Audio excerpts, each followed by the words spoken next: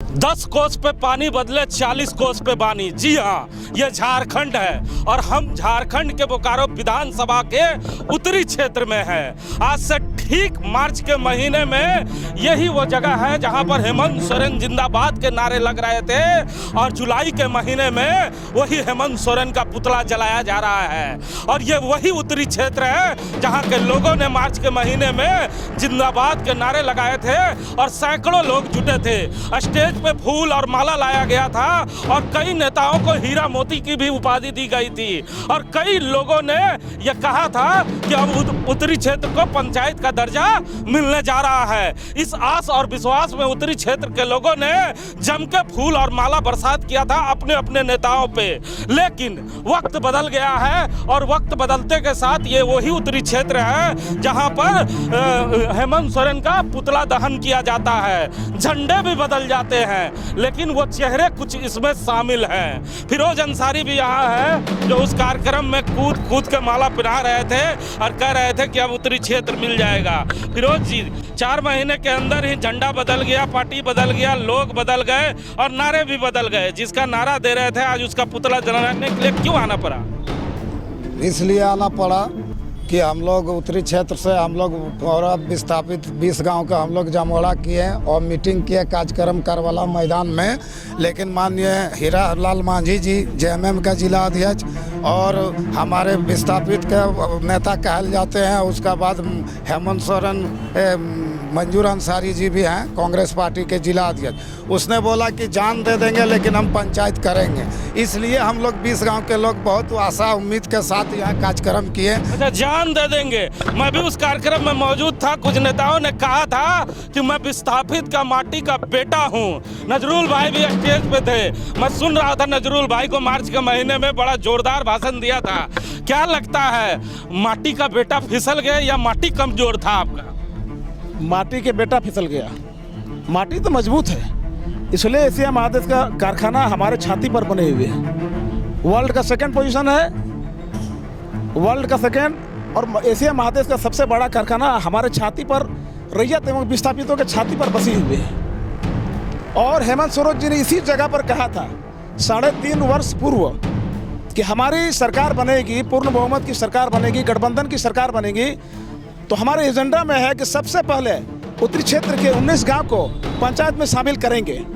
और जब भी उनसे बात करते हैं, यहाँ के प्रतिनिधिमंडल बात करते हैं, तो हेमंत सोरेन जी यही कहते हैं कि ये तो नोटिफाइड एरिया है, ये बहुत ही संगीन मामला है। तो क्या हुआ, अब विश्वास कैसे जाग गया आप लोगों का? अब विश्वास इसलिए जग गया कि अब हमारे मतलब प्रदेश अध्यक्ष बाबूलाल जी अभी बने हैं, क्योंकि झारखंड के एक ही लाल बाबूलाल जी है, इसलिए कुछ विश्वास है। और वो जब ही मुख्यमंत्री बने थे, सबसे पहले झारखंड के प्रथम मुख्यमंत्री बने थे, इसलिए डोमिसाइल वही लाए थे। इसलिए थोड़ा जज्बा जगह है कि कुछ करेंगे। और जितने भी हम लोग सोच के जगह है इन लोगों का। शर्मा जी, जज्बा फिर से जाग गया है, हाथों में झंडा जरूर बदल गया है, नेतृत्व बदल गया है, लेकिन विश्वास है कि बाबूलाल कुछ कर पाएंगे।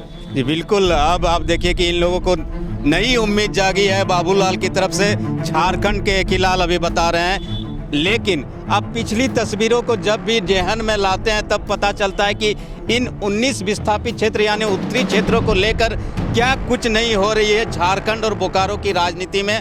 लेकिन आज उस 19 गांवों को लेकर एक बार फिर भारतीय जनता पार्टी का कमल का झंडा यहाँ लहरा रहा है और बाबूलाल पर उम्मीद जता रहे हैं यहाँ के लोग। उम्मीद तो यहाँ के विस्थापितों ने हीरा और मोती पे भी किया था। हीरा और मोती को स्टेज पे लाए, माला पहनाया और खूब नारे लगाया, लेकिन फिर से हाथ में तख्तियां लेकर खड़े हैं। लेकिन इस बार हीरा मोती बदल गए हैं, झंडा बदल गया है, नेता बदल गया है। नेता डॉक्टर प्रकाश आए हैं। प्रकाश जी हमारे साथ हैं। मैं इस जगह पे खड़ा हूँ प्रकाश जी। लोग मुझसे पूछ रहे थे कि जरा भाई नेताजी से पूछिएगा, ये झारखंड मुक्ति मोर्चा और गठबंधन की सरकार 3 साल पहले आई है, लेकिन कई सालों तक भारतीय जनता पार्टी ने राज्य में शासन किया। उसके बाद कैसे विश्वास करें कि आप इनकी लड़ाई ईमानदारी पूर्वक लड़ पाएंगे?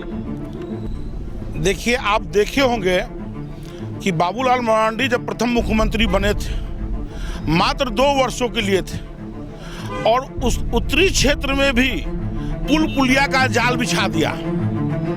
कोई जादू की छड़ी नहीं है कि बाबूलाल मरांडी 2 साल में सब कुछ कर देते। झारखंड का पूरा सड़क बाबूलाल मरांडी ने बनाने का काम किया। बाबूलाल मरांडी ने जितना पुल पुलिया, हजारों पुल पुलिया बनवाया। बाबूलाल मरांडी ने गरीब आदिवासी युवकों को पायलट बनाने का काम किया। उनसे पहले शिबू सोरेन जी सुगर पालने के लिए बोलते थे, मुर्गी पालने के लिए बोलते थे। तो 2 साल में जो बेहतर काम हो सका बाबूलाल मरांडी जी ने किया। और उसी उम्मीद से, जैसे हमारे भाई साहब ने कहा कि बाबूलाल मरांडी प्रदेश अध्यक्ष बने हैं, तो उम्मीद लोगों में जागी है। तो उम्मीद का दिया तो जगा है बाबूलाल मरांडी। 15 साल पहले इन्हीं विस्थापितों को उम्मीद जगा था प्रकाश जी। 15 साल से आपके सांसद हैं, 8 साल से विधायक हैं। आप एरोप्लेन उड़ाने की चर्चाएं कर रहे हैं, मेडिकल कॉलेज की चर्चाएं कर रहे हैं, लेकिन विस्थापित बच्चों का सर्टिफिकेट बनाने की चर्चा नहीं हो रही है। अब तो इन लोगों की नौकरी भी नहीं मिलेगी, क्योंकि इन लोगों का अब सर्टिफिकेट भी बनना बंद हो गया। देखिए, हेमंत सोरेन जी जब आए मुख्यमंत्री बने, उससे पहले आप देखे होंगे कि आय प्रमाण पत्र, जाति प्रमाण पत्र, आवासीय प्रमाण पत्र बन रहा था। चूंकि विस्थापित एरिया है, जमशेदपुर में जो विस्थापित एरिया है और जो बोकारो में विस्थापित एरिया है, दोनों को नोटिफाई एरिया में लाया गया था। लेकिन जैसे ही हेमंत सोरेन जी मुख्यमंत्री बनते हैं, बोकारो को नोटिफाई एरिया से भी हटा दिया जाता है। एक सोची समझी साजिश के तहत माननीय मुख्यमंत्री जी जमीन से वंचित करना चाहते हैं। जो इनका घर बसा हुआ है, आप देखे होंगे कि धनगढ़ी बस्ती किसी और शासनकाल में नहीं टूटा, धनगढ़ी बस्ती हेमंत सोरेन के शासनकाल में टूटा। और मैं आज फिर वादा करता हूं, आपके सामने बोलता हूं कि जिनका घर टूटा है, आज भी मैं ताकत रखता हूं कि उनको 10-10 डिसमिल जमीन आज वो तैयार हो, मैं दिलाऊंगा। मैं अपने पॉकेट से पैसा लगा कर उनका मकान तैयार करूंगा। लेकिन उस बीच धनगढ़ी बस्ती के टूटने में प्रकाश जी, सब जानते हैं कि आप ऊर्जावान नेता हैं, बड़ी मजबूती से अपनी बातों को रखते हैं। इसी तरह मार्च के महीने में एक स्टेज सजा था और कई नेता आए थे और स्टेज से कहा कि विस्थापित के बेटा लागियो, पहले बेटा लागियो तब नेता लागियो। लेकिन लोगों ने बड़ा विश्वास किया कि ये बेटा आ गया है, लेकिन बेटा भी फिसल गया। क्या लगता है, आप कब तक फिसल जाएंगे? देखिए, ये लोग तो फिसले हुए व्यक्ति ही थे, लेकिन सीधे साधे हमारे विस्थापित के लोग हैं, झारखंड में सच्चे लोग हैं। हीरा और मोती तो हीरा मोती कमा रहे हैं, गुड्स गार्ड में उनका कोयला चल रहा है, मेदांता में ठेकेदारी चल रहा है, सब चोच में चोच मिला के काम कर रहे हैं। सब लोग अब जान चुके हैं। एकमात्र उम्मीद है बाबूलाल मरांडी, जो विस्थापितों के अधिकार की लड़ाई ही नहीं लड़ेगा, उनके नेतृत्व में भीषण लड़ाई होगी। और बाबूलाल मरांडी जिस दिन ओथ लेंगे मुख्यमंत्री का, मैं आपको बताता हूं, मैं उनका पैर धरकर, हाथ धरकर पहले कैबिनेट में विस्थापित गांव को पंचायत का दर्जा दिलाऊंगा। फिर से बोकारो विधानसभा में भाजपा को जिताना। बोकारो विधानसभा में भाजपा को जिताना है कि नहीं जिताना है, ये जनता फैसला लेगी। बाबूलाल मरांडी को मुख्यमंत्री के रूप में लाना होगा। तो सुना ना आपने, ये डॉक्टर प्रकाश है। शर्मा जी, सुन लिया आपने?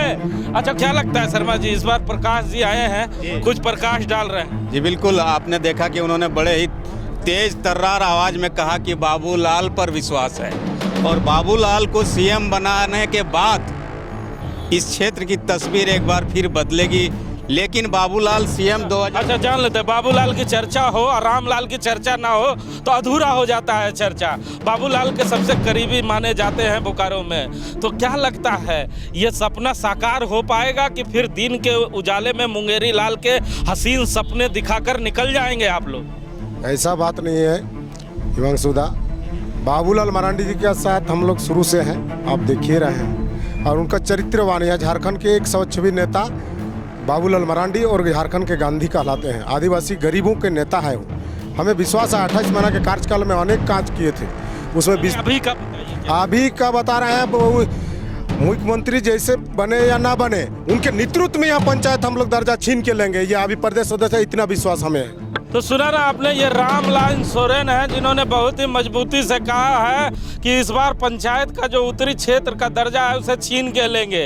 लेकिन मैं आपको बता दूं कि इसी तरह जब मार्च के महीने में हुई थी बैठक, तो तमाम उत्तरी क्षेत्र के लोगों के आंखों में एक आशा जागी थी, क्योंकि राज्य में गठबंधन की सरकार थी, जिला अध्यक्ष भी उन्हीं के लोग थे और सरकार भी उन्हीं की थी और इत्तेफाक से मंत्री भी उसी के विभाग के थे।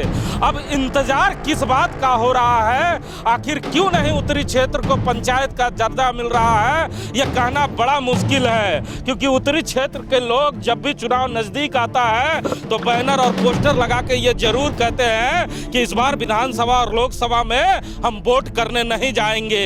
लेकिन जब चुनाव नजदीक आता है तो झोला भर भर के वोट देकर ये बताने का काम करते हैं कि पंचायत मिले या ना मिले, हम आपके साथ हैं। इस कार्यक्रम को भी उत्तरी क्षेत्र के लोगों को अब बदलना होगा, क्योंकि बदलाव का समय आ चुका है। अब प्रकाश जी दिन की रोशनी में प्रकाश जलाने आ गए हैं। अब रात की तन्हाइयों में प्रकाश जी कितना रोशनी जला पाएंगे और उत्तरी क्षेत्र के लोगों का विश्वास जीत पाएंगे, ये तो आने वाला वक्त ही बताएगा। कैमरामैन भोला के साथ जीपी हिमांशु, सेक्टर 9, हटिया में।